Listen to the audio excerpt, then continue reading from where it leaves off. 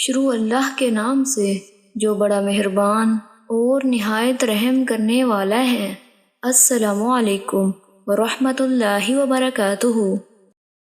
حضرت عبداللہ بن عمر رضی اللہ تعالیٰ عنہ سے روایت ہے کہ رسول اللہ صلی اللہ علیہ وآلہ وسلم مسجد نبوی میں 2 حلقوں کے پاس سے گزرے تو فرمایا دونوں خیر و بھلائی پر ہیں، لیکن ان میں سے ایک دوسرے سے افضل ہے۔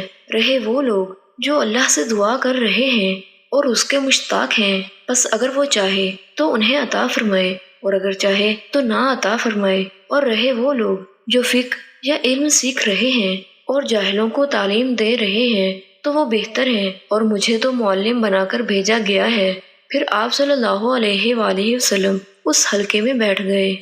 حضرت ابن عباس رضی اللہ تعالیٰ عنہ بیان کرتے ہیں، رات کی 1 گھڑی کی درس و تدریس رات بھر عبادت کرنے سے بہتر ہے۔